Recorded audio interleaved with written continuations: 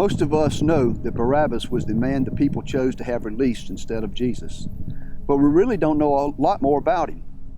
Now, I'm not saying that this is what happened, but could this have been a possibility? I sat in the darkness of my cell before dawn that morning. The stench of human waste filled the air. Rats scurried back and forth across the floor. Chains bound me. I had been one of the leaders of the insurrection against the Roman government. I had killed a Roman soldier. I was sentenced to die and would be put to death in the evening. This would be my last day on earth. The only sounds I could hear were those of the other prisoners as they moaned and the clanking of their chains. 2 others would die with me today. Through a tiny slit in the wall that looked out and up to the courtyard, a small ray of light began to peep through as the sun rose. The courtyard would be busy today with people gathering in anticipations of the executions. The little air that could come through that slit would be filled with dust today as the massed crowd stirred the dirt that was the ground. I sank down in the corner of my cell. Hatred filled my heart. I knew that what I had done was wrong, but nonetheless, I shuddered at the thought that death was to come to me today. I could now hear the noise of the crowd as they began to gather. There was a lot of murmuring. It was virtually impossible to make out what was being said, but it did seem that the courtyard was especially filled with contempt today. As I sat there without hope, all of a sudden I heard the crowd as one voice as they shouted, "Barabbas! Barabbas!" Why were they calling my name, I thought. I tried to move closer to the slit to see if I could make out what was going on. I could tell that Pilate, the governor, the same man that had sentenced me to die, was before the crowd.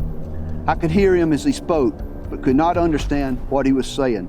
Again, the crowd shouted, "Barabbas!" I was finally able to catch a glimpse of Pilate standing on his balcony. There was another man standing beside him. Then I heard these words from the crowd, "Crucify him! Crucify him!"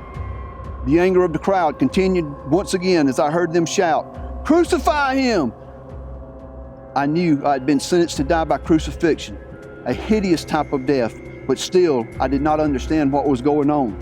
Was this crowd so bloodthirsty that they were calling for me to die immediately instead of waiting till the evening? Or could it be that suddenly I heard the footsteps of a guard coming down the prison corridor?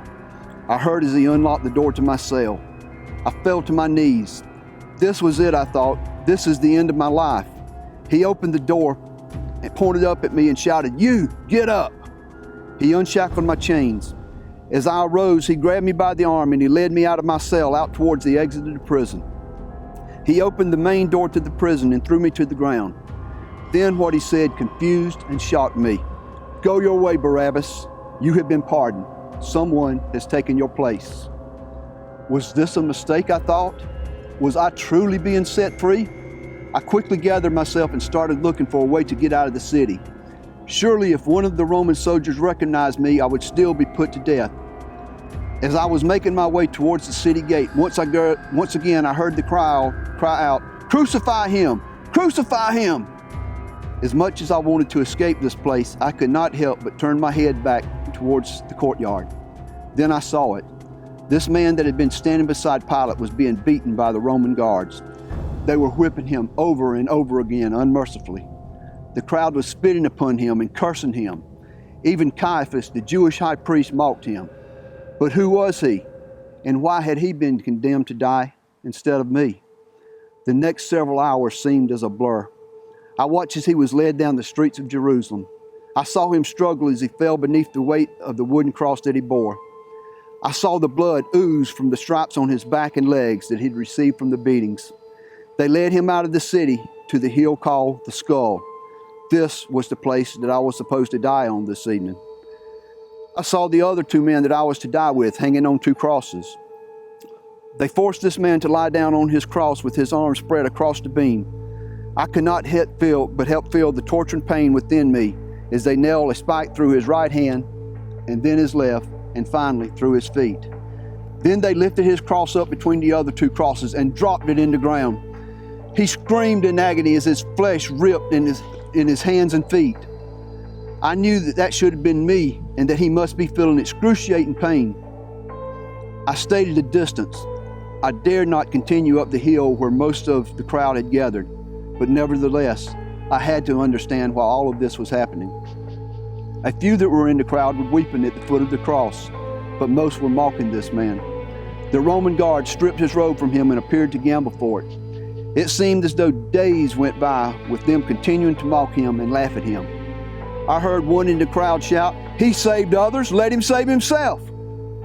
This puzzled me even more. Whom had he saved, I thought. I could tell that he said something but could not hear it. I saw the guards offer him something to drink, but he refused it. As fearful as I was for my own safety, something within me drew me farther up the hill. I heard him cry out, "Father, forgive them, for they know not what they do." What did he mean by this? I was still confused, but I began to realize that this was no ordinary man. I saw as the man on his right with a scowl on his face said something to him, followed by the man on his left with a look of sorrow. The third man replied to the man on his left. All of a sudden, a peace seemed to come over the man that was dying on his left. Then I heard him cry his final words, "Into thine hands I commend my spirit. It is finished." And then he died. I knew at that moment that this man, this Jesus, was the Son of God, and that he had died for me, Barabbas. And then I understood I was the first person for whom he had died for, but I knew that I would not be the last.